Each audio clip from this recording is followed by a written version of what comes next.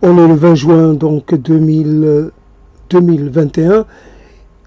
Dans cette opposition entre le permanent et le permanent, cette circulation d'une certaine façon entre une chose fixe et une chose qui ne le serait pas.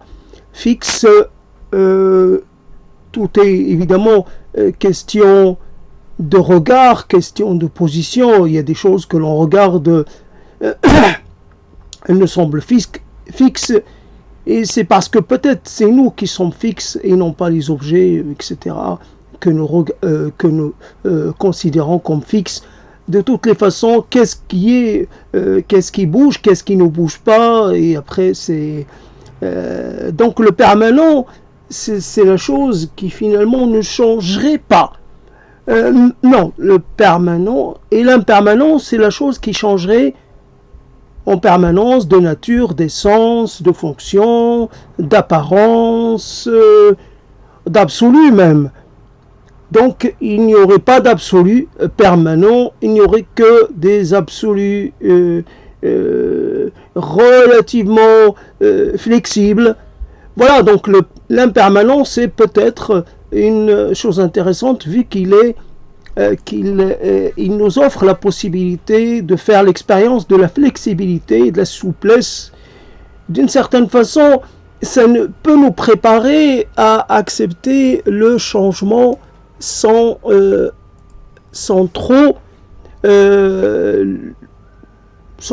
le considérer, je ne sais pas, comme un châtiment, une fatalité, etc. Le changement fait partie des possibles, et après reste à voir un peu la qualité de comment on dit ça, en fait le changement, en quoi il est percutant, en quoi il est voilà, donc permanent, impermanent. Un couple un peu janusien, c'est un peu la face d'une seule réalité. Donc il y a du permanent dans l'impermanent, c'est évident, comme l'inverse. Mais souvent nous avons besoin d'une approche, d'une vision relativement qui nous simplifie les choses. Nous ne pouvons pas dire, tiens, chez le méchant, il y a une part de bien, il y a une part il y a de la gentillesse. Chez l'assassin agit par une sorte de, comment dire, d'altruisme, un peu, quelque part, une forme d'altruisme. Donc il a abrégé la vie d'une personne. Alors on retrouve obligatoirement cette histoire dans quelques versets du Coran, et qui ne sont pas évidemment très bien expliqués ni développés. Moïse, donc Moïse quand même, un grand prophète et quelqu'un de bien introduit auprès de Dieu, même si finalement il n'était pas un intime de Dieu, quoi que l'on puisse dire. Donc Moïse va tuer quelqu'un parce que ce quelqu'un allait commettre un péché, allait commettre une forme de lèse parenté, allait faire du mal à ses parents. Donc en prévoyance, Moïse l'a tué pour empêcher la commission de ce crime.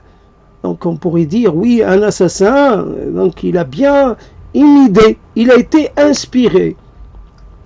Donc dans toute chose, on peut analyser, si on pousse l'analyse un peu loin, on peut trouver des éléments qui nous confirment dans un aspect ou dans un autre. La permanence, l'impermanence, la permanence de l'être. Qu'est-ce qui est permanent dans l'être?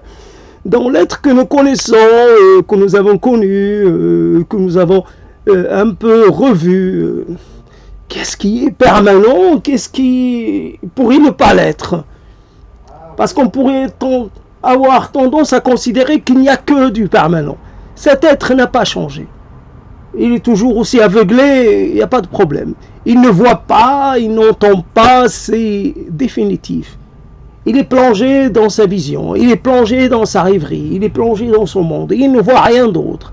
Il continue de voir le monde à travers ses œillères. Il a des œillères. Il ne s'est toujours pas rendu compte qu'il avait des œillères. Simplement, très facile et très première objection à ce type de raisonnement, à ce type de considération, c'est que nous-mêmes, alors la personne qui juge une autre personne, mais qui pourra juger le juge, tout simplement. Alors évidemment, chez les musulmans, j'ai trouvé ça récemment, oui, il y a le juge ordinaire, le juge civil, et puis il y a le juge ultime. Et là, normalement, le juge ultime, qui serait Dieu, ne peut pas faire l'objet, ne pas être sous l'autorité d'un autre juge.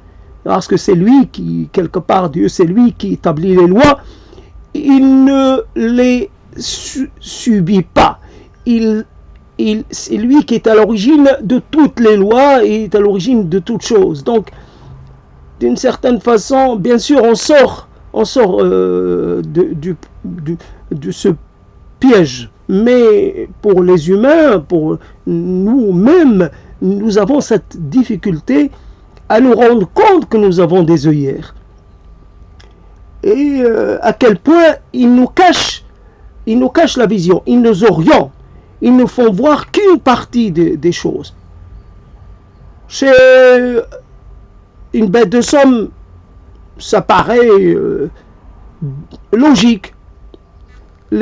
Comment on appelle ça, les ongulés, je sais pas, ont tendance, cette famille d'être en tendance plutôt à s'effaroucher. C'est un cheval, s'il voit quelque chose un peu sur les côtés, je ne sais pas s'il a des angles morts, si c'est une histoire d'angles morts, ou s'il voit, je ne sais pas, à 180 degrés, s'il a une vision un peu plus périphérique que la nôtre, et donc il voit un peu tout. Et donc pour essayer de raccourcir, de réduire cette vision périphérique qui n'est pas nécessaire, il faut qu'il puisse voir juste devant lui pour avancer, pour la tâche qu'on lui confère. Donc on comprend les œillères, mais les œillères, évidemment, métaphoriquement, on les applique sur nous-mêmes et ce n'est pas quelque part, il n'y a pas de fonction, puisque c'est déjà de l'ordre du métaphore, mais derrière on voudrait dire oui, nous ne voyons qu'une portion de la réalité. Mais là, c'est nous-mêmes peut-être qui nous mettons ces œillères. Nous pourrions peut-être les enlever, les écarter. Non, nous les gardons telles quelles.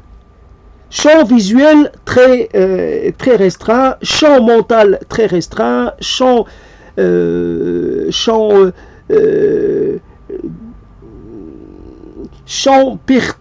pertinentiel restreint aussi. Comment voir les choses telles qu'elles sont.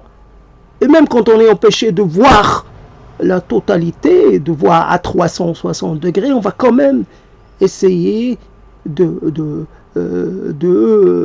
on va supposer. Donc il faut prendre aussi l'avis de l'autre, les conditions de l'autre et les limites et les illimites de l'autre, si il y a une catégorie de ce genre. Les limites. Alors, nous faisons l'expérience de nous limiter. Voilà la permanence. C'est un peu la reproduction du même dans une sorte de linéarité sans une linéarité plus ou moins sans, sans sinuosité, où il peut y avoir quelques sinuosités, mais finalement la ligne droite reste la ligne droite jusqu'au bout. On est quelque part dirigé vers un précipice, on y avance tranquillement. Voilà. Donc la chose est comment la permanence et l'impermanence, et comment parler quand on s'entend, quand on entend l'écho de sa voix. Et que finalement, les choses que nous disons, ben, c'est pas les choses, c'est pas nous qui parlons, c'est quelqu'un d'autre, ou c'est une partie de soi, et ce n'est pas la totalité de soi qui parle. Et après, la langue nous offre des possibilités d'illustrer quelque chose ou pas. Il y a des limites propres à soi, des limites propres à l'exercice, des limites propres à la langue, des limites propres à la situation elle-même, à ce moment. Donc je voulais parler en pensant à deux situations bien claires, bien distinctes dans ma tête. Une personne en qui j'avais quelques espoirs. Alors, on pense que si jamais il y a quelqu'un qui pourrait atteindre une forme de salut ici-bas, quelque part c'est lui, d'une certaine façon. Et puisque je l'avais envisagé dans une forme d'ouverture assez grande, pour ne pas dire totale, aux autres, à l'être, à tous les êtres. Une forme, une sorte de, non pas de générosité, mais une sorte de magnanimité, ou une sorte, quelqu'un qui est prêt à se mettre à la place de l'autre et qui est toujours dans l'acceptation, le pardon, ce n'est pas important. Ce que fait un être humain n'est pas important. Il le fait parce que c'est un être humain. Alors quel qu'il soit, quelle que puisse être son origine, sa façon de faire, etc., c'est un être humain. Et un être humain fait ce que font tous les êtres humains. Mais certains, alors on pourrait les appeler élus, ou ayant de la chance, ou ayant un destin à part, se rendent compte. Et comme on dit, simplement sortir de la roue des réincarnations, de l'impasse des réincarnations, oui, sortir un peu de l'impasse biologique, de l'impasse, comment dire, héréditaire, de l'impasse de l'être biologique, de l'être culturel, de l'être qui a été formé dans un contexte bien particulier et à qui on a donné comment dire, et qui a été rempli avec des éléments identitaires, avec des éléments d'appartenance, et il faut qu'il apprenne à se débarrasser, à se délester de tout ça, parce que ce n'est pas c'est vrai, c'est l'appartenance est la chose la plus commune. Chacun cherche à appartenir à un endroit. Est-ce que c'est un fait naturel, un fait héréditaire, un fait, comme on dit, inné, ou est-ce un fait acquis, ou est-ce un peu des deux ou des trois, peu importe. Il y a ce problème de savoir comment on appartient, pourquoi on appartient à un territoire. Et souvent dans ce territoire, on appartient à une partie encore plus petite. Nous avons des séries d'appartenances du plus haut jusqu'au plus j'allais dire microscopique. Nous appartenons à quelque chose à un collectif très grand, puis nous commençons à réduire comme si on faisait une sorte d'affinage ou d'affinement jusqu'à arriver à appartenir à un collectif composé de quelques personnes. Et c'est ce collectif qui recueille notre quelque part, qui recueille. Voilà, si on devait se sacrifier, ce serait d'abord pour ce collectif-là. Collectif de quelques personnes. Après, on pourrait toujours se sacrifier pour un collectif très, très dense, de l'ordre de millions. Ça y est, je vais à la guerre défendre ma patrie, défendre mon territoire, défendre mes frontières, et voilà. Mais pourquoi? Donc on va dire, ce n'est pas c'est un hasard que l'on soit né ici ou là, c'est un hasard énorme. Et il y a le hasard, l'aléatoire, le total arbitraire. Pourquoi moi et pourquoi pas un autre? Et pourquoi moi, m'exprimant d'une certaine façon, ayant une personnalité d'un certain type, pourquoi parmi ce qui m'était offert, j'ai choisi telle voix, tel personnage? Pourquoi est-ce qu'on m'a choisi ce nom ou ce prénom? Pourquoi j'ai cette figure-là? Pourquoi ceci? Pourquoi cela? Donc, c'est un hasard à plusieurs étages. Donc, c'est un hasard extraordinairement complexe. Mais ça reste un hasard et non pas une détermination, encore moins une hyper-détermination. Après, le hasard, il est pris en charge. Il est comme une matière première, d'accord, que l'on va modeler. Après, vous prenez de la glaise, vous la modelez, vous en faites un dieu qui vous convient, qui correspond à votre dieu, avec dieu du foyer ou dieu national, mais vous pouvez aussi la former la modeler pour faire apparaître quelqu'un qui était, voilà, que personne d'autre ne connaît, que personne d'autre ne prend en considération. Oui, c'est un être, voilà, c'est important. On vous a appris que c'est un être important, voilà, ça peut être quelqu'un qui a fait dans la violence, qui a été violent pour des raisons dites légitimes, et puis ça peut être quelqu'un juste qui a raconté des choses, qui a raconté un territoire, qui a fait le lien entre plusieurs périodes, ou quelqu'un, voilà, donc un conteur, un rimailleur, ça peut être n'importe qui, mais très localisé. Un homme, un personnage localisé. Donc la glaise, vous en faites ce que vous voulez, ça reste la glaise, à la base, c'est la glaise. Alors évidemment, on ne va pas parler de l'histoire et de toute la glaise, depuis quand elle est glaise et d'où elle vient et comment ça se fait, son parcours qui se mesure en millions, peut-être en milliards d'années, voilà, l'histoire de la glaise et comment elle est arrivée là où elle est, pourquoi elle avait telle apparence et puis pourquoi. Mais là, donc,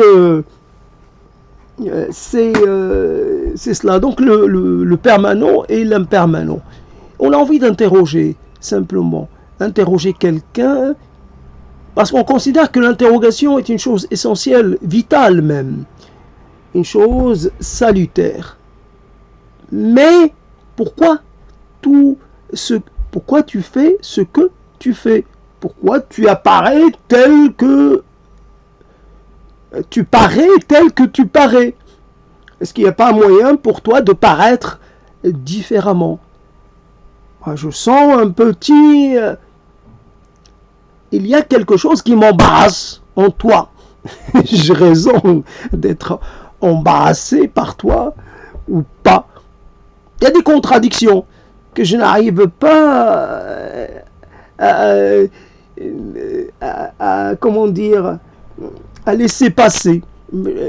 Et un être, normalement, je pensais que tu allais être un être un peu presque monolithique, un peu presque tellement en accord, tellement en harmonie, comme on dit, que finalement, tu aurais évacué toutes les contradictions.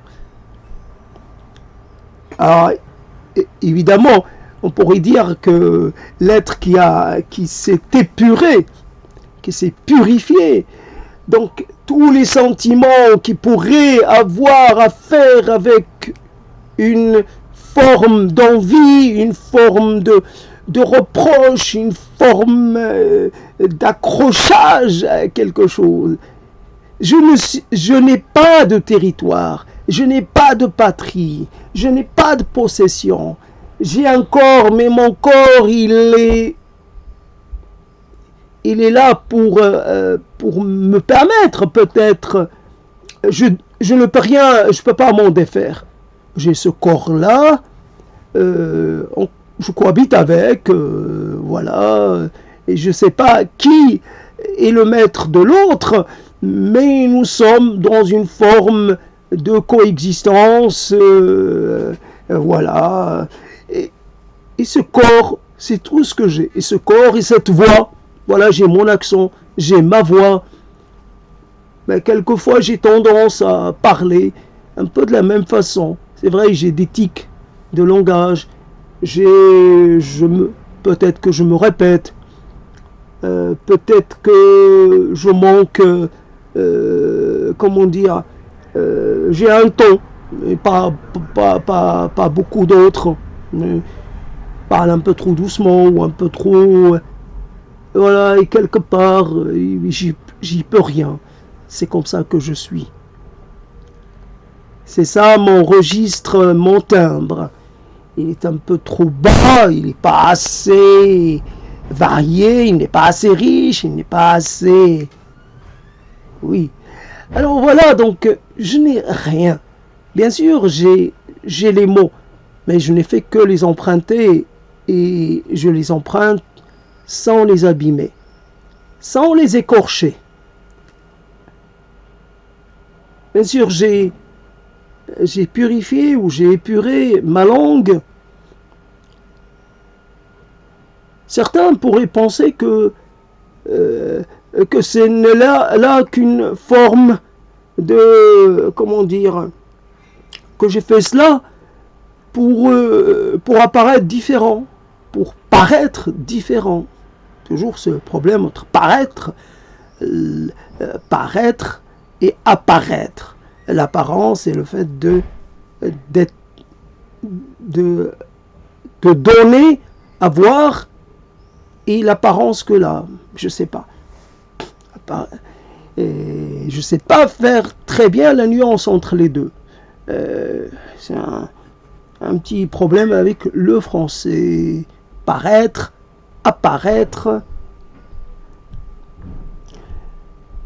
Donc quelqu'un pourrait dire oui, vraiment,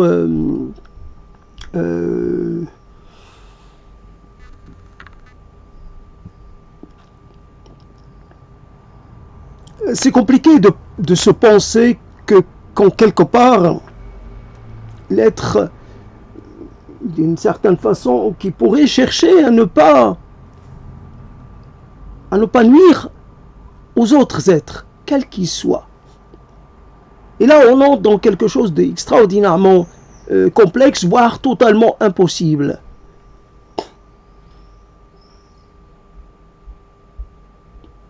C'est vrai que on ne peut pas être sans impacter quelque chose, sans avoir de répercussions sur l'existence et sur la pérennité ou l'impérennité d'autres êtres, simplement. Donc la question, elle est follement complexe. Elle n'a pas d'aboutissement. Il n'y a pas de réponse à cette question. Il n'y a pas comment peut-on penser la bactérie? La bactérie, les bactéries dont nous sommes composés, et puis les bactéries, les virus, tous les êtres que nous ne voyons pas. Microscopique, ça ne veut rien dire. Les êtres que nous ne voyons pas. Ils ne sont ni macroscopiques, ni microscopiques. C'est les êtres que nous ne voyons pas. À leur échelle, ils sont peut-être macroscopiques par rapport à d'autres, donc ils sont invisibles. Alors,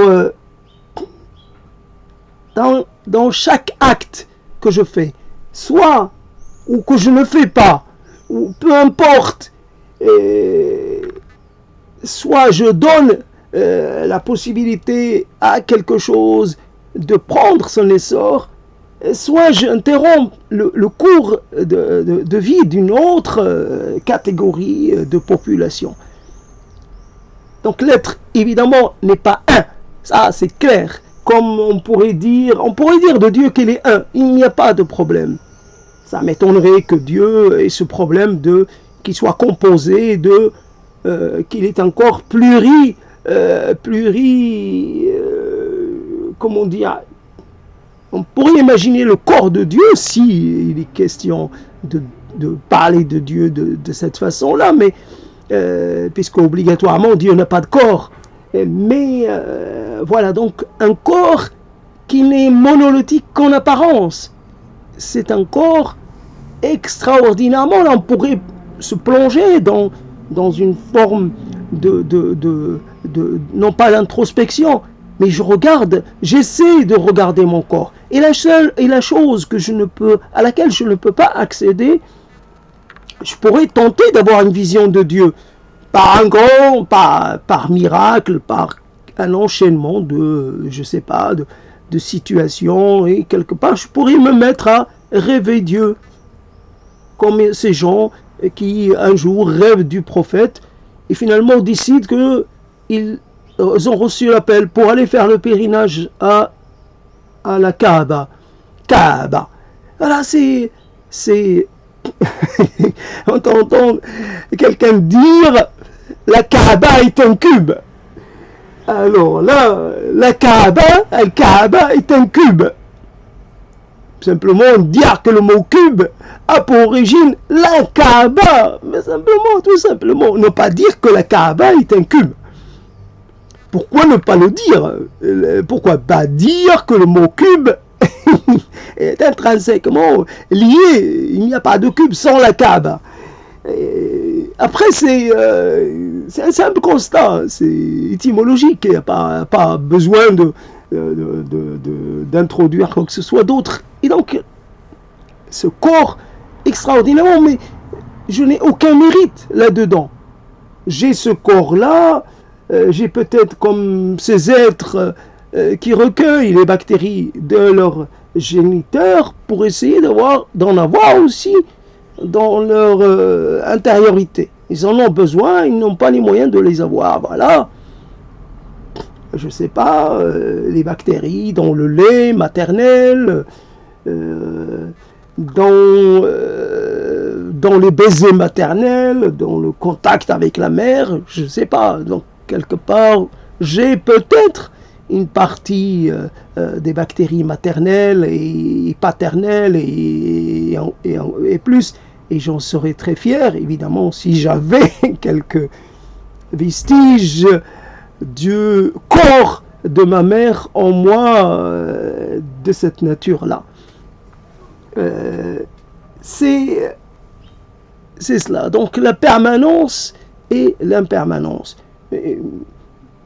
Simplement, nous avons besoin de faciliter les choses. Il est possible que l'on puisse parler de plusieurs dimensions dans l'impermanence et plusieurs dimensions dans la permanence.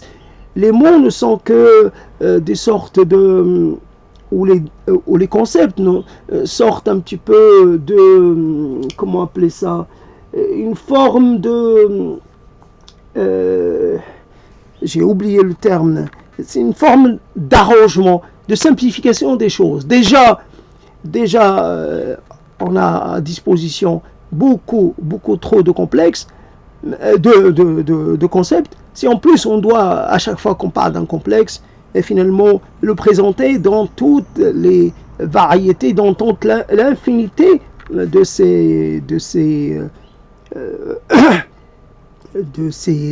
états ou de ces...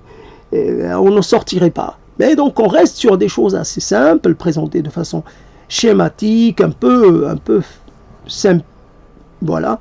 La permanence, non pas la permanence et l'impermanence. Et l'être...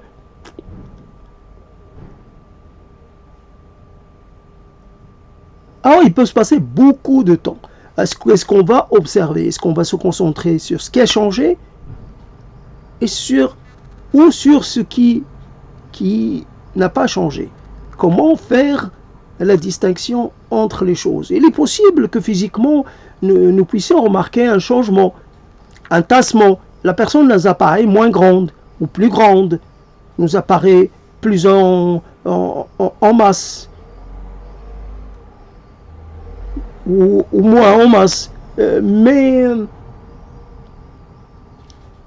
l'être, il n'est pas là après 10 ans ou plus de séparation. L'être n'est pas là pour finalement,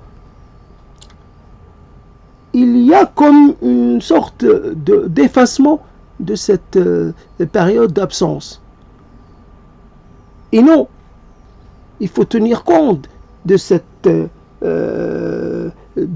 vie passée ailleurs, passée en absence de l'autre. Et essayer d'être à l'écoute. Il y a peut-être quelque chose dans le timbre de la voix qui a changé. Il y a peut-être quelque chose dans l'expression des sentiments qui a changé. Il y a peut-être un ton, il y a peut-être une nouvelle vibration. Il y a peut-être une nouvelle façon d'avoir rapport aux choses.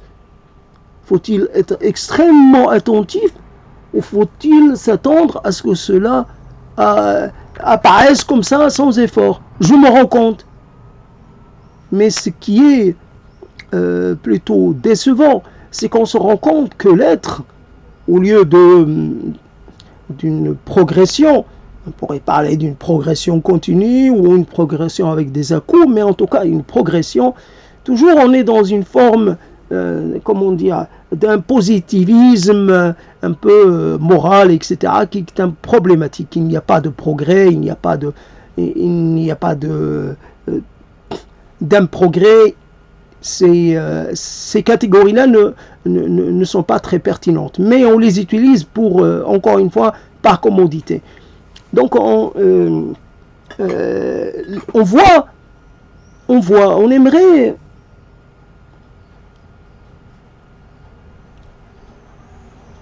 aimerait qu'il y ait un décalage, une sorte, je marque un instant d'arrêt. Avant de dire une chose, je marque un instant d'arrêt. Comme avant de faire une chose, d'abord, j'envoie un remerciement. Je dois remercier. Le matin, je me lève, je remercie. Je fais une séance comme ça, une forme de rituel. Je remercie le soleil. Pourquoi pas? Un culte au soleil, ça ne fait de mal à personne. Je fais peut-être un culte à la lune. Je fais un culte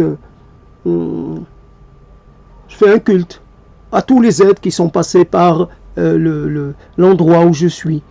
Peu importe les périodes, peu importe l'espèce des êtres, peu importe la conformité anatomique des êtres, peu importe des êtres végétaux, des êtres tout autres, tous les êtres. Je suis là et je rends hommage. Et puis je peux rendre hommage aux gens, à tous les gens, de façon volontaire ou involontaire, qui m'ont amené quelque chose. Alors voilà, c'est vrai, je suis à moitié aveugle, mais j'ai des marques. Ces gens-là ont laissé des marques pour moi. Et c'est grâce à tout cela que moi j'arrive à avancer. Aller là où j'ai besoin d'aller. Je m'appuie sur cette marque très nette, puis cette marque un peu pas très, mais quand même, voilà, quelqu'un a dit une chose, et cette chose, elle constitue un point d'appui. Il l'a dit il y a longtemps. Il ne me l'a pas dit à moi de façon directe, mais je l'ai entendu la dire. Et puis il y a eu un acte, et puis il y a eu une posture, et puis il y a eu... Et puis je suis là, et je marque un temps d'arrêt, et je dis, je suis je suis sans y être. Je suis là, mais en même temps, je ne suis pas là. Alors je dois agir comme si je n'étais pas là. Donc je ne suis pas concerné de façon très directe. Je dois quand même réagir ou agir, mais en ayant toujours cette précaution de garder la distance. Je ne m'implique pas autant que je m'impliquais auparavant. Je m'implique, mais je ne fais pas comme avant. Je fais moins qu'avant. C'est vrai, je peux entendre des choses qui pourraient m'interpeller et je ne suis pas concerné. Il y a des débats, il y a des prises de bec, il y a des polémiques, il y a des choix, il y a des gens qui sont pour ceci ou pour cela. Moi, je suis moins concerné qu'auparavant. Ce qui me concerne, ce qui finalement m'intéresse à moi, c'est plus peut-être une quelconque loi en relation avec les cimetières, avec le lieu, avec le repos des morts. Est-ce que l'on ne va pas quelque part porter atteinte à la dignité des morts? Je fais partie des morts. Je dois plus penser aux morts dans quelque part qu'aux vivants. Les vivants, c'est vrai, la dernière fois, c'est vrai, les vivants peuvent faire du mal aux morts. La dernière fois, il y a eu une bombe qui a fait exploser un cimetière. Un cimetière, j'imagine que cette bombe a mis a sorti, a dérangé ou finalement a encore fait du mal. Imaginons qu'un corps qui a été touché par une autre bombe, par une bombe précédente, ce corps-là a été déchiqueté ou a été atteint dans son intégrité. Ne parlons pas des corps réduits à des fragments. Mais là, on imagine que dans une deuxième forme d'atteinte au corps, voici que ce corps déjà touché par les bombes, une deuxième fois, il est touché par des bombes. Alors il est réduit à des fragments, à des esquilles. Voici donc les os qui s'éparpillent. Avant c'était les chairs, maintenant c'est les os. C'est donc quelque part une question qui a des choses comme ça qui sont plus concrètes. Il faut être dans le concret de la situation, en accord avec la situation. Et le monde, on est prêt à le laisser. On a commencé à le laisser aux autres.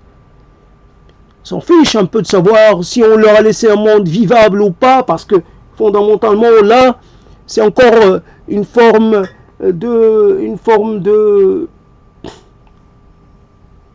c'est de se tromper que d'imaginer qu'on a les moyens de faire. On imagine quelqu'un qui s'occupe bien d'un petit lopin de terre. Évidemment, ce lopin de terre, on peut imaginer qu'il était sur le territoire d'un autre être vivant, mais qui se l'est approprié. Voici ce que font les humains, etc. Ils s'en occupent bien. Simplement, il nettoie partout. Il va jusqu'à penser aux autres êtres. Il a un petit abri pour les insectes, pour les animaux, pour les hérissons, peut-être pour les chouettes. Voilà, il a un monde comme ça. Il accueille d'autres êtres dans son monde. Mais ce monde-là peut sembler parfait, il n'y aurait rien à dire, sauf que on a beau arranger le monde, mais il y a des choses qui vont décider de tout déranger. Ce n'est pas une histoire, on va dire, cette tête-là, il mérite d'être épargné, il mérite. Non, il y a des situations largement d'un autre ordre qui pourraient décider de réduire tout cela à néant. C'est ça la chose. On peut essayer de préserver la Terre comme il nous semble nécessaire de la préserver. Nous pourrions essayer de faire le moins de dégâts possibles, etc., etc. Mais c'est comme si une chose, par exemple, j'ai appris une chose. Alors il y a un matériau qui, évidemment, j'ai acheté une chose, le matériau, je ne l'ai pas obtenu moi-même, et j'ai appris à m'arranger pour faire durer la chose. Donc, bien entendu, j'ai oublié ce que je voulais dire. Je fais durer la chose que j'utilise. J'ai compris pourquoi le précédent article, finalement, est devenu impropre à l'utilisation. Voilà que j'ai veillé, j'ai un peu compris comment ça marche, et donc voilà, je vais faire durer l'article actuel plus longtemps. Qu'est-ce que je voulais dire? Donc, fondamentalement, la chose est que c'était par rapport à la Terre et par rapport à cette chose que j'ai oublié. En tout cas, c'est ce désir un peu enfantin, un peu naïf de croire que l'on est, voilà, que l'on peut un peu, voilà, donc on peut s'arranger, faire en sorte de ne pas, et donc de ne pas prélever trop ici, de ne pas dénaturer trop ici. J'arrive pas à trouver le lien avec... et donc le matériau, c'était... Est-ce que c'était par rapport à l'adaptation et finalement à l'utilisation, finalement à faire durer les choses que nous utilisons, les matériaux auxquels nous avons recours, ce qu'une manière plus économe d'utiliser les ressources qui sont à notre disposition. Je ne sais plus quel est le lien. Je suis perdu dans la recherche de cette chose. Mais c'est pas grave, ça veut dire que je commence à décrocher et c'est compliqué. Donc le permanent et l'impermanent, pour revenir sur la thématique principale, d'une certaine façon, on est là pour constater, on fait toute cette expérience de vie, longue expérience de vie, pour constater à quel point les êtres peuvent nous décevoir. Bien sûr, cette autodéception aussi que nous avons par rapport à nous-mêmes, elle peut être assez forte, mais c'est quelque part nous la constatons, nous sommes d'accord pour dire que nous sommes déçus, mais ce n'est pas parce qu'en fait nous avions compté sur les autres pour nous maintenir un peu dans le droit chemin. Or les autres, ils nous ont jamais montré quel était le moyen d'accéder. On a montré le moyen d'accéder au chemin, au droit chemin. Donc comment emprunter le chemin de, j'allais dire le bon chemin, le chemin de la vérité, le chemin de la comment dire, comment on appelle ça, non pas l'émancipation, mais le fait d'être le chemin du salut, le chemin de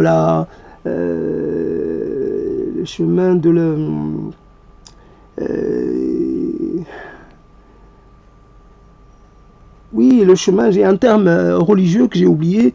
Le chemin que j'ai beaucoup utilisé, mais que j'ai oublié là en cet instant. Voilà. Bien entendu, on peut dire qu'eux-mêmes, ils ne le savaient pas. Alors on pourrait inverser encore plus en disant oui, quelque part, eux, ils attendaient la même chose de nous. Donc, chacun attendant de l'autre un sauvetage ou qui ne peut pas venir. Comptant les uns sur les autres, en fait, on tombe tous, on s'enfonce tous dans quelque chose qui n'est pas, qui nous est fatal à tous. Mais les choses dans une relation entre deux êtres ou plusieurs êtres, il y a des choses qui naissent, il y a des choses qui prennent forme, et c'est cette chose-là qui manque. Les bons êtres, au bon moment, pour former une vision, à même de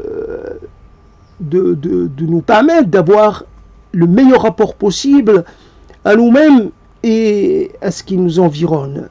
Le meilleur rapport possible, tout en sachant d'avance que ce rapport, quelque part satisfaisant, à un moment donné, il va falloir le perfectionner, il va falloir l'affiner, il va falloir toujours lui apporter des corrections et des... il n'y a pas... le chemin ne se fait que...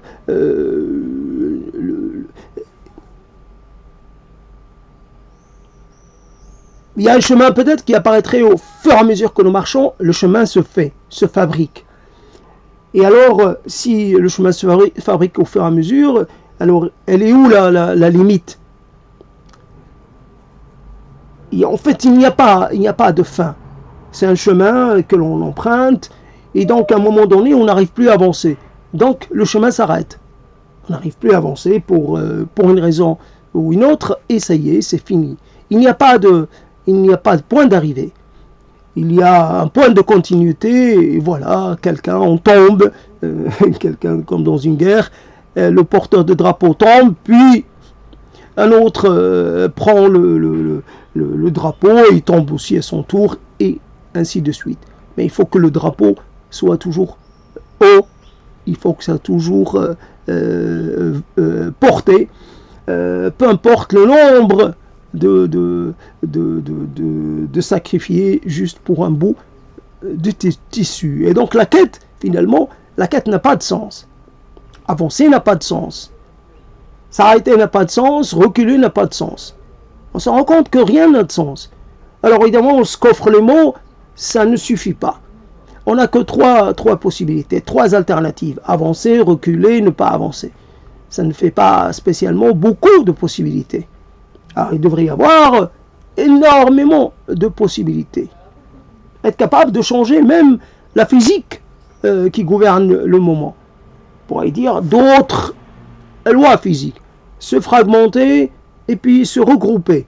Et puis accepter de laisser partir une partie de soi pour qu'elle s'intègre à quelqu'un d'autre. Donc c'est un être, c'est un corps, c'est une forme qui se forme en permanence. Je prends un bout de souvenir de quelqu'un et je me l'approprie, j'ajoute à mes souvenirs. Moi, il devient mien. Et puis je laisse partir un autre souvenir, puis je laisse partir quelque chose à laquelle je suis parvenu, une conclusion, voilà, et c'est ça.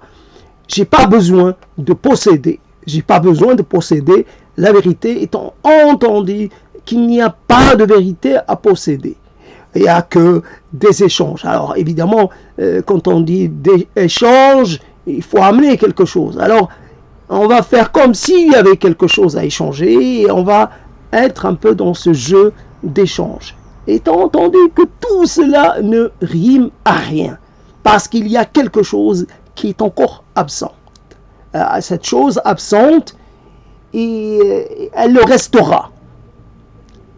Étant entendu qu'il n'y a pas de finalité, ou alors il y a une finalité d'un ordre impossible à imaginer. Voilà, même l'imagination ne permet pas de s'en sortir. L'imagination, sous LSD, sous amphétamine, sous tout ce qu'on veut, elle ne permettra pas. L'imagination, parce qu'elle serait toujours liée à un continuum spatio-temporel, lié à un corps, lié à un environnement. Oh, il faudrait quelque chose qui brise les liens avec cet environnement, qui brise le lien avec cette physique actuelle. Ces contraintes, ce besoin d'absorber de l'oxygène, il faudrait, je sais pas, est-ce que ça serait différent si demain on se mettait à absorber d'autres gaz ou ne pas avoir besoin d'absorber des gaz et qu'on finalement réduise un peu nos interactions intérieures à quelque chose de plus simple, qu'on ait besoin. Voilà donc cet échange permanent. Qui dit échange dit fondamentalement il faut qu'il y ait un équilibre quand nous prenons. Qu'est-ce que nous donnons en échange? Il y a là apparemment un déséquilibre dans la balance des paiements. Il n'y a pas un déséquilibre. Nous prenons de l'oxygène, mais nous donnons rien en échange. A priori, c'est comme ça qu'on voit les choses. Est-ce qu'il y a des êtres qui pourraient finalement être intéressés par ce que nous expirons? Non, c'est rien. La chose est, bien entendu, le domaine bactériologique, le domaine, je l'ai totalement oublié. Il est possible que des êtres vivent sur nos expirations, quelque part, des êtres qui vivent sur nous, finalement, se nourrissent à partir des éléments que nous rejetons. Il est possible. Laissez ouvert le monde du possible jusqu'à le laisser ouvert, ne jamais refermer. Alors évidemment, je prends là, ne jamais fermer les portes. Peut-être, il faut une phase d'adaptation entre deux états, entre deux évolutions. On est habitué à la porte. Il y aura un jour à la porte fermée. On garderait la porte, mais enfin, on ne la fermerait pas. Puis un jour, on n'aurait plus de porte. Voici que quelque chose que quelqu'un m'a laissé. Quelqu'un m'a laissé, qu'elle en soit remerciée, puisque c'était une fille qui n'acceptait pas,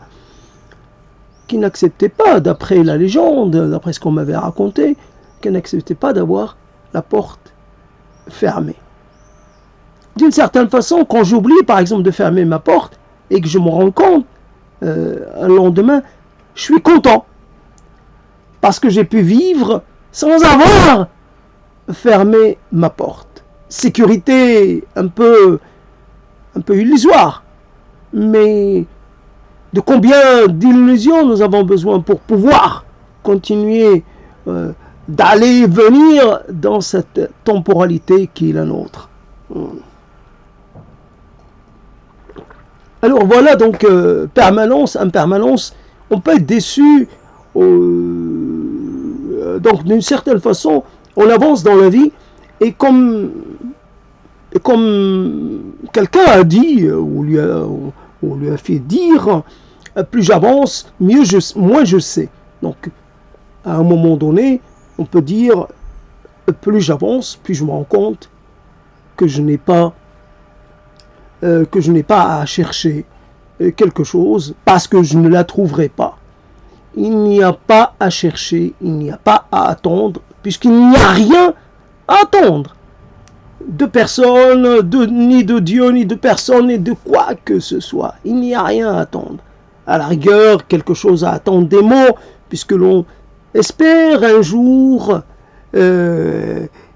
mettre en forme quelque chose de surprenant. Que là, quand je parlais de physique, un peu changer l'ordre des mots. Une nouvelle sémantique. Oui, ce serait intéressant d'être comme ça, récompensé sans, voilà, de façon, voilà. Je t'introduis dans le monde que tu croyais, voilà, je te permets d'accéder à ce monde. Donc, il n'y a pas, ou il n'y a pas, il y a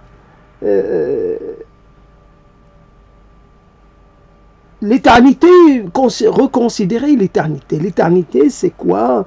C'est d'être là, à l'instant, mais sans s'obliger à rester longtemps. Ce n'est pas une histoire de durée, l'éternité. C'est une histoire de sentiments, d'expérience intérieure, si je puis dire. Expérience intérieure, extérieure, encore des termes simplificateurs. C'est...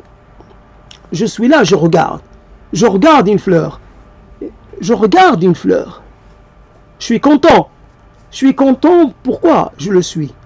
Je suis content parce que j'ai abouti au milieu de tous mes échecs. Il y a un aboutissement. Bien sûr, il y a du travail. Il y a eu comment dire, de la permanence. J'ai en permanence arrosé. Mal arrosé, j'en suis convaincu. Mais voici que mes points de senteur, d'après le sachet de graines, quelque part, me donnent deux types de fleurs. Fleurs plutôt roses, un peu foncées, et tirant un peu vers le rouge, et puis du violet.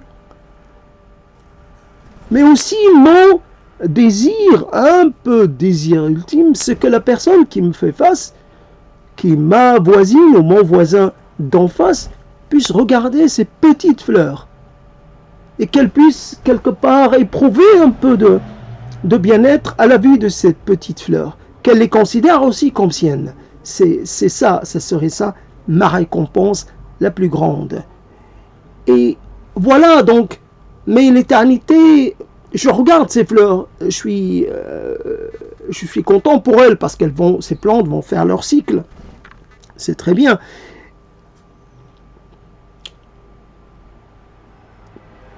D'une certaine façon, alors là, si on trouve une fleur dans les champs et qu'on voudrait la regarder, il n'y a pas moyen de la regarder. Sauf si on la coupe, à ce moment-là, on peut l'emmener loin. Mais si on décide de s'asseoir et de la regarder, et d'essayer de lui parler, et d'essayer d'entrer en communication avec elle, on va s'asseoir, on va écraser d'autres herbes, d'autres êtres, ça ne va pas le faire. Donc il n'y a pas moyen, à moins de venir de planer et de venir sans rien écraser, de venir écraser ni araignée, ni notre habitant des champs, et venir regarder cette fleur et s'approcher d'elle, peut-être ne pas lui cacher le soleil, des choses comme ça, en venant, en la regardant. Il est possible qu'elle n'ait pas d'odeur, ou qu'elle n'ait pas d'odeur que nous puissions ressentir. Il est possible que, je sais pas, que par exemple mon odorat à moi soit un peu diminué. Il est possible que cette fleur n'ait pas d'odeur perceptible par un nez humain. Il est possible, mais elle a quelque chose. Alors, faut-il attendre un moment particulier? Faut-il là aussi être dans le monde des apparences? La plante dont fait partie la fleur, cette plante là aussi, il faut la révérer. Il ne faut pas attendre qu'elle ait montré quelque chose d'esthétiquement particulier. Là encore, on est quelque part dans la sélection. C'est le vivant lui-même, c'est le vivant, ce qu'il représente, et ce qu'il nous dit, et ce qu'il ne nous dit pas, et c'est ça qui est intéressant. Donc la permanence et l'impermanence, finalement, voilà, donc cet être qui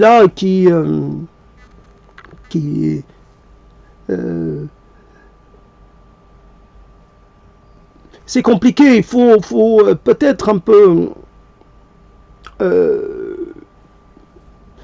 comment dire, ne plus chercher à confirmer ni à infirmer quoi que ce soit.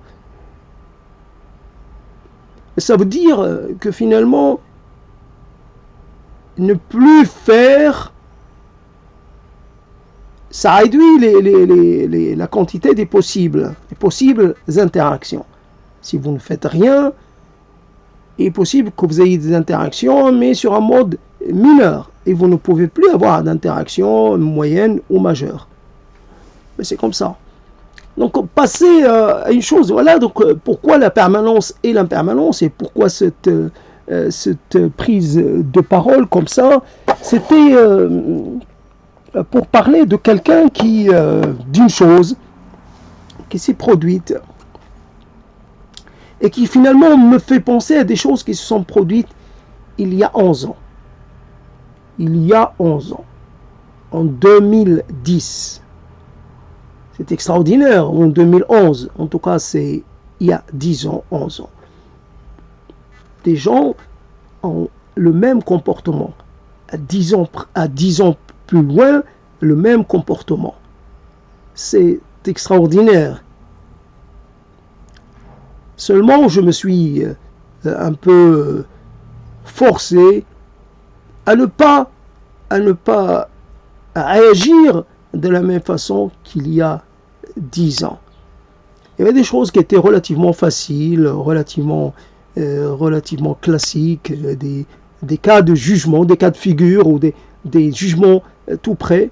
Bien sûr, il ne faut pas appliquer ces jugements. Il faut essayer de s'éloigner de soi quand le soi est un peu tenté par cette forme par ce confort de comment on appelle ça, ce confort du montrer du doigt, enfin le concept de non pas de l'accusation, mais le concept de j'oublie mes termes. En fait, c'est l'accusation, c'est montrer du doigt, mais le concept un peu de la condamnation, le concept de et c'est ce qui se fait actuellement par rapport à une fraction de la population qui est considérée comme rien, comme quelque chose qui n'a pas de valeur, qui est dévalorisé à un point que l'on ne peut pas imaginer. Il y a une dévalorisation absolue, une forme de non pas de délégitimation, mais une forme de non pas de négation. Je ne sais pas si c'est une déshumanisation, je ne trouve pas le concept, mais il y a une réduction de l'être au stade, à l'état, non pas de déchet, mais quelque chose de particulièrement, non pas nuisible, je cherche mes termes, mais de particulièrement, j'allais dire de particulièrement autre, de particulièrement, non pas abject, mais voilà un terme, mais je ne trouve pas les termes auxquels je pense, évidemment. Il y a tout ça, et d'une certaine façon, la permanence, c'est une chose qui nous rassure, et l'impermanence, c'est la chose qui fait éruption, qui est de l'ordre de l'éruptif, et qui est de l'ordre du séparatif, de l'ordre du ruptitif. Il y a une menace, c'est sûr qu'il y a une situation qui va basculer dans l'inconnu, qui va basculer dans le drame. Voilà. Comment et comment gérer les drames.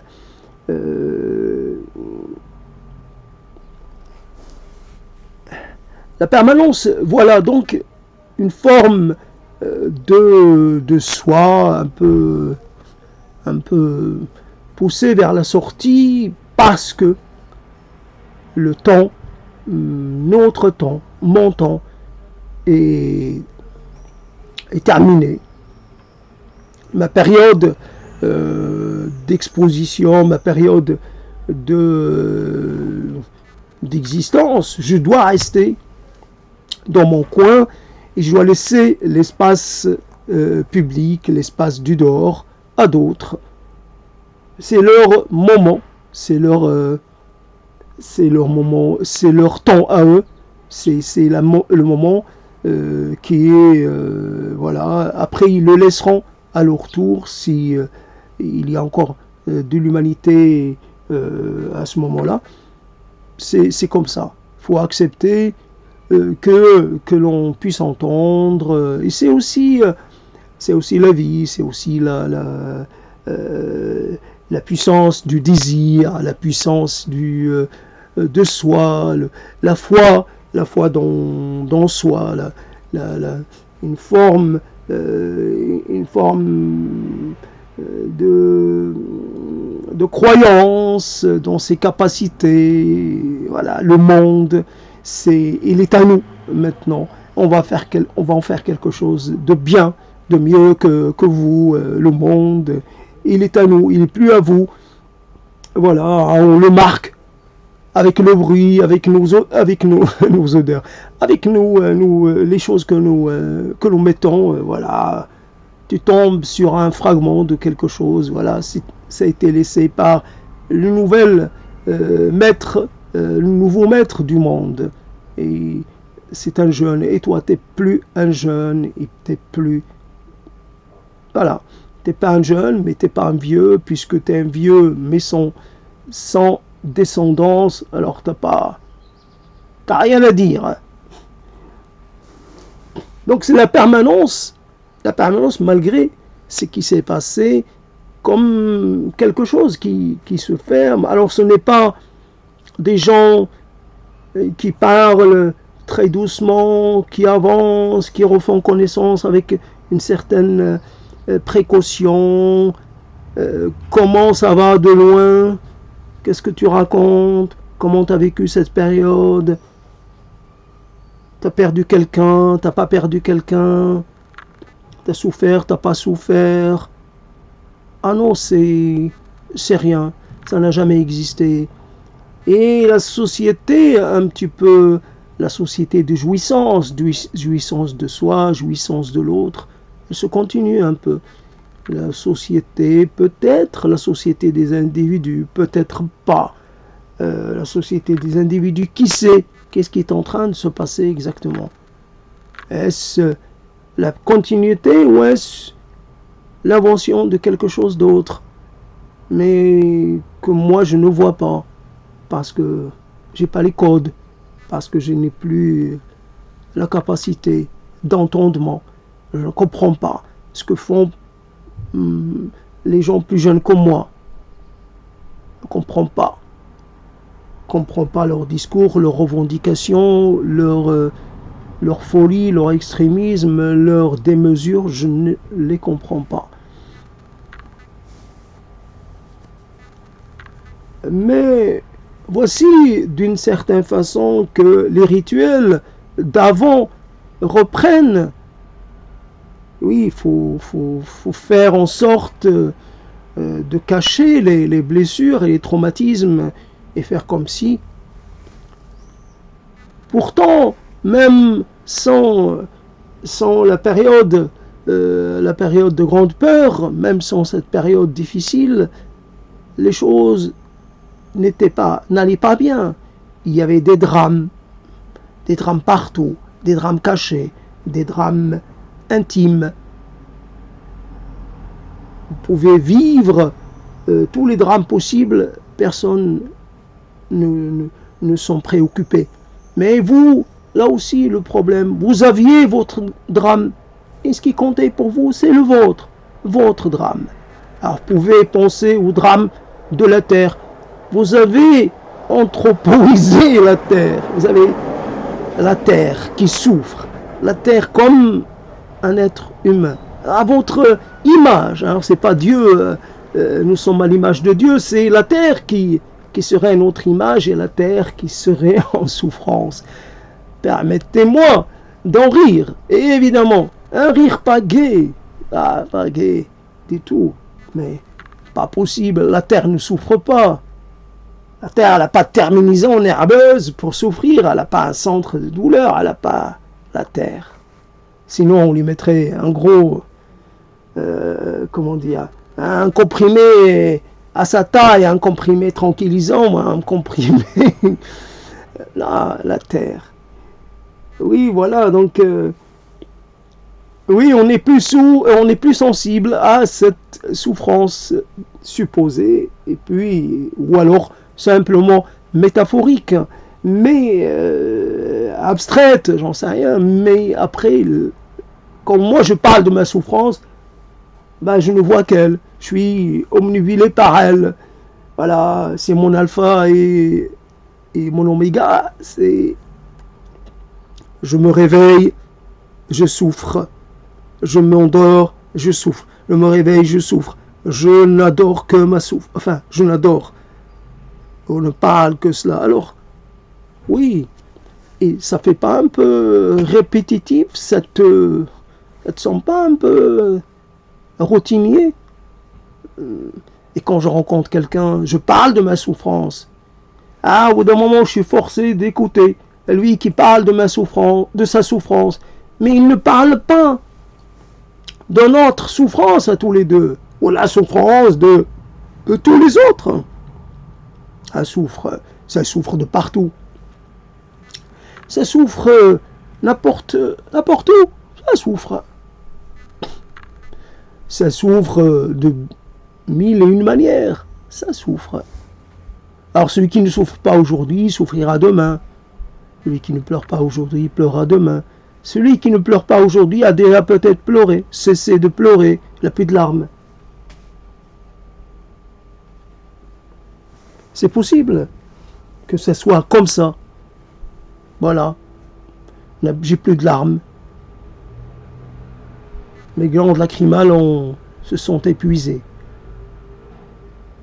Donc permanence, impermanence, et on peut mettre ce qu'on veut là-dedans. Et évidemment, ce n'est pas ça. On est un peu bloqué non pas dans notre évolution vers un karma ou une connerie comme ça. Ouais, je peux dire que c'est une connerie. C'est une connerie comme le reste. Mais c'est une vue de l'esprit, évidemment. Et une illusion. Mais on est bloqué. Alors, une chose qui reste là à dire avant de finir, c'est qu'on peut faire tout ce qu'on veut, le tour de la terre, le tour de toutes les choses, le tour de tous les mots, le tour de toutes les situations, de toutes les explications, les interprétations, et on tomberait toujours sur quelque chose de très premier, l'idée de très primaire, c'est le plaisir de manger les plats de la mer, peut-être un peu agrémentés avec autre chose que la mer n'a jamais préparé, mais quand même les plats de la mer. Les plats de la mer, quand ces plats étaient réussis, pas n'importe quel plat, mais certains plats de la mer. Plat de fête, le poisson préparé par la mer. Ça, le congre, le saumon du saumon, le congre, cuit par la mer. Évidemment, moi je me suis acheté la queue de congre plein d'arêtes. Mais le corps du congre, c'est une chair exceptionnelle, préparée par ma mère, peut-être avec du safran, du pur safran vrai, peut-être qu'elle avait mis du safran, peut-être, mais une belle couleur jaune, ce blanc de la chair devenu jaune par la grâce du safran. Et puis il y avait d'autres choses, et puis c'est des choses, alors on revient sur des choses très très simples, là aussi une forme de plat de maïs, comme on appelle les Italiens ça, je sais pas, en tout cas c'est un peu plus grossier que la préparation italienne, mais que évidemment le maïs a tendance à coller égard à cette chose qui se trouve dans le maïs, mais dont j'ai oublié le nom encore une fois, mais ce n'est pas... Et donc le maïs chaud accompagné de lait fermenté, et par un temps chaud évidemment. C'est un plat extraordinairement... C'est simple, mais il n'y a pas beaucoup de variétés de goût, mais c'est extraordinairement bon. Et puis, imaginons la grand-mère, puisqu'il n'y a pas de raison de s'arrêter en si bon chemin, la grand-mère qui est en train de cuire quelque chose sur le four, un pain, et vous commencez à sentir l'odeur du pain. Et la grand-mère, et vous voyez cet énorme pain en train de changer de consistance, voilà, il est en train de se faire. Vous savez que vous allez le manger chaud et, je sais pas, trempé dans quelque chose. Et aussi, cette autre chose qui est juste beurre fondu, plonger le pain chaud peut-être, dans le beurre fondu. On revient vers des choses quelquefois assez simples. La mémoire du goût. On peut perdre la mémoire des visages, la mémoire des noms. Il est presque impossible de perdre la mémoire des goûts. Voilà. Chaque goût est attaché à un moment. On peut se souvenir un peu.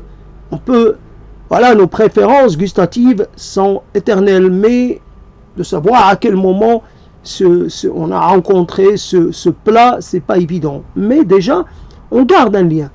Peut-être un lien un peu pas très, très net, mais un lien quand même. Et si on a la chance de pouvoir se rappeler à un moment précis, ou d'avoir des gens qui vous parlent de ce moment précis, il y a ça. Alors voilà, ce sont là des permanences, des nourritures de l'esprit, de l'âme et du corps et tout ce que l'on veut, et ce sont là des permanences intéressantes. Bien entendu, certaines choses sont liées à des moments, sont liées à des saisons. C'est pas, il y a des choses que l'on peut manger, mais ce n'est pas la bonne saison. Et puis il y a le désir, il y a l'attente, il y a le fait que la chose ne soit pas si permanente que cela, si présente que cela. Nous aimons, nous donnons plus de valeur aux choses rares.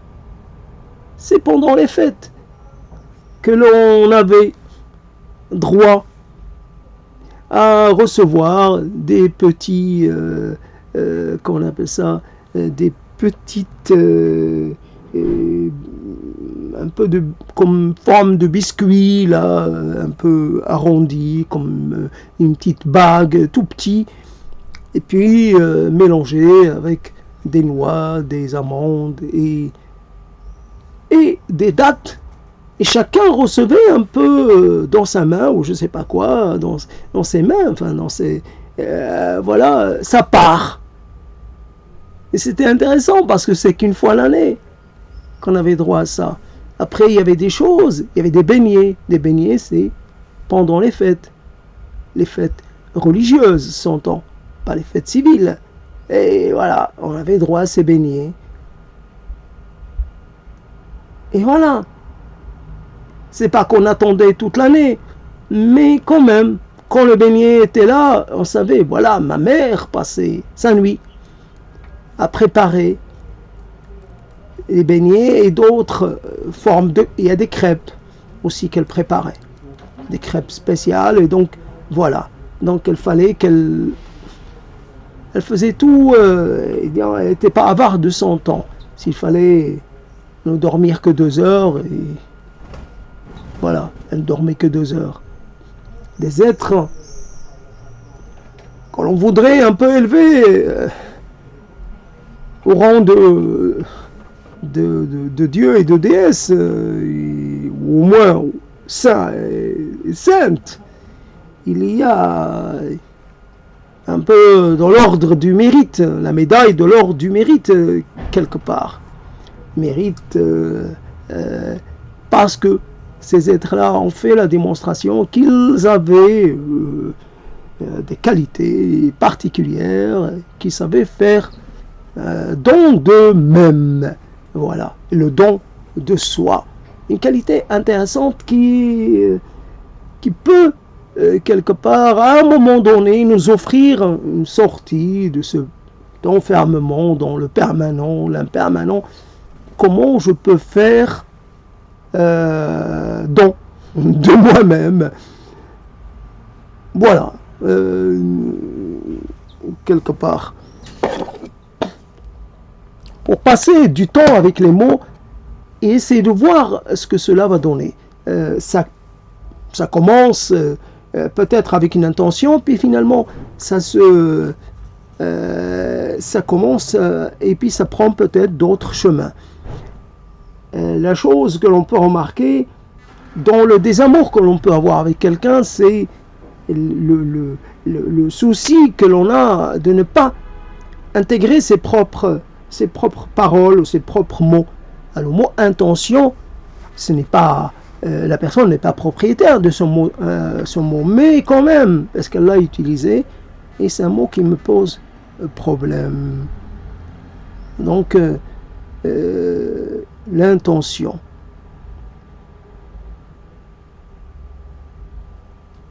Comme je disais tout à l'heure, on ne peut pas voir de quoi on est composé à l'intérieur, ou alors il faut voir des vidéos, des choses comme ça, mais sinon, voilà.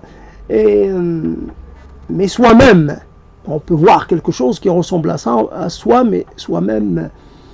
Donc il faudrait pouvoir, quelque part, pouvoir accéder à la vérité de l'être. Être le plus, comment dire, ne plus se montrer tel qu'on est. Ne plus faire dans la posture, dans l'apparence, dans le laisser voir. Vraiment. Comme quand on fait offrande à quelqu'un d'une confidence qui va nous porter tort. J'ai été victime d'un aveuglement. Je n'ai pas compris, j'ai mal agi, j'ai trop pas assez réagi ou surréagi. Je te montre, je te fais cadeau de cet aveu, je te fais offrande de cet aveu, mais évidemment, ne l'utilise pas, n'en fais pas un mauvais usage. Chacun est porteur d'un fragment, on dirait de corps divin, mais fragment de la solution. Chacun a accès à une partie de la toile. Alors on voit, il faudrait les regardeurs, il faudrait qu'ils se mettent tous ensemble pour pouvoir. Donc moi je vois ça, et toi tu vois ça, et toi l'autre voit une autre partie. Et finalement, nous allons chacun nous raconter ce que nous voyons. Et chacun va, en mettant ensemble tout ce qui est rapporté, va finalement avoir une idée de ce qui est représenté en intégralité. Mais seulement, beaucoup de gens ne voient pas ce qu'on est, nous, ce que nous voyons, nous. Et nous ne le voient pas, nous ne sommes pas intéressés parce que nous pourrions être en train de vouloir leur raconter. J'ai une expérience j'ai un contact particulier avec le réel. Je fais des expériences particulières avec le réel et une approche. Et je voudrais finalement, je la mets en face à ta disposition, à toi de faire ce que tu veux avec. J'ai une intimité particulière avec le réel, avec les réels, avec l'apparent, avec le désapparent, avec le visible, l'invisible, avec le sensible, avec l'insensible, avec toutes les choses possibles et leur contraire. Voici comment je parle du sensible. Voici comment je parle du perceptible. Voici comment je parle de l'imperceptible. Voici comment je parle du possible. Voici comment j'approche ce qui est d'un autre ordre. Voici comment j'envisage de faire, comment j'envisage d'embarquer. Voilà, j'ai une destination. J'ai fait mes préparations, je vais m'embarquer demain. Je vais m'embarquer, mais ce qui est important pour moi, ça ne va pas être d'arriver, ça va être de rester, d'aller me perdre dans quelque chose qui n'a pas son semblable. Je vais aller là où je ne risque pas de rencontrer quelqu'un d'autre, rencontrer une terre, une construction, quelque chose que je pourrais identifier. Je vais là où il n'y aura personne. Ad vitam aeternam. Je serai là. Ça prendra le temps que ça prendra, mais je ne vais pas revenir en arrière. Ce monde, ces dimensions,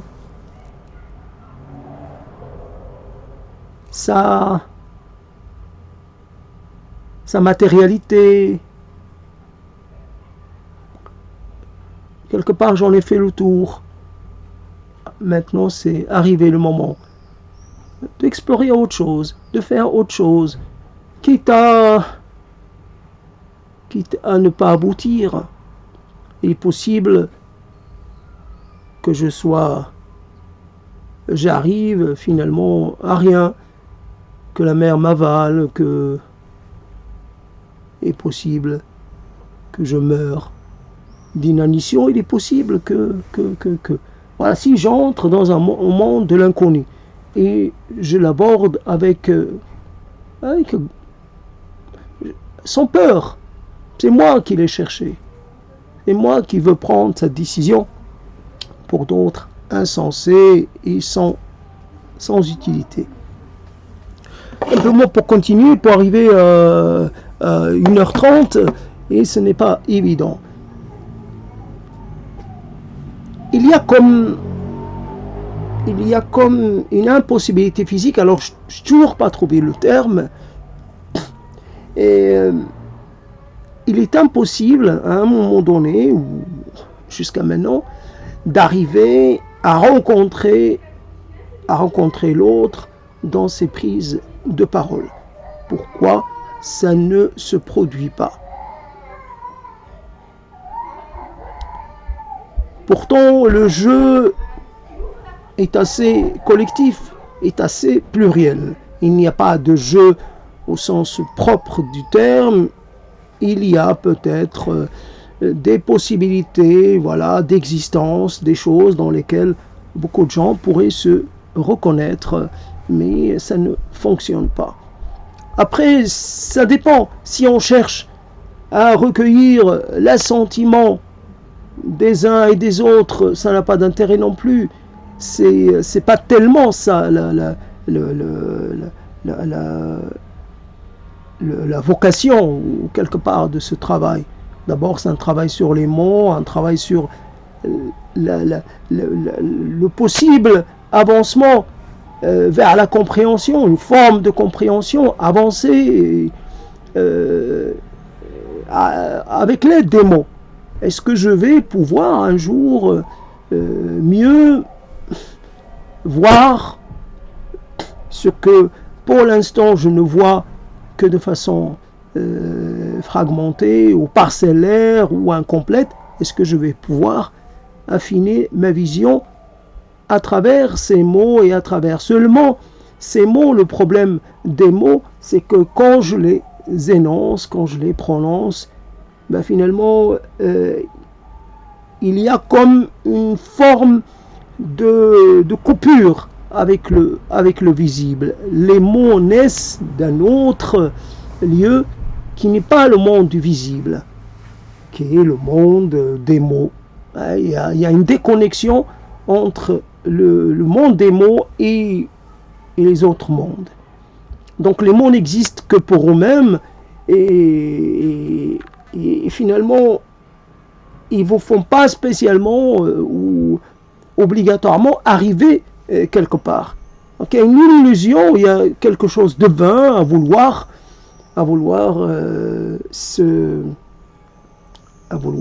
obtenir quelque chose derrière cette fréquentation des mots. Oui. Bon, à bientôt dans un autre moment. Ah, le permanent ou l'impermanent, ça a été un prétexte un peu, puis après, bon, il y a eu quelques déviations, quelques sorties, bon, c'est pas important. À bientôt dans un autre moment, une autre expression.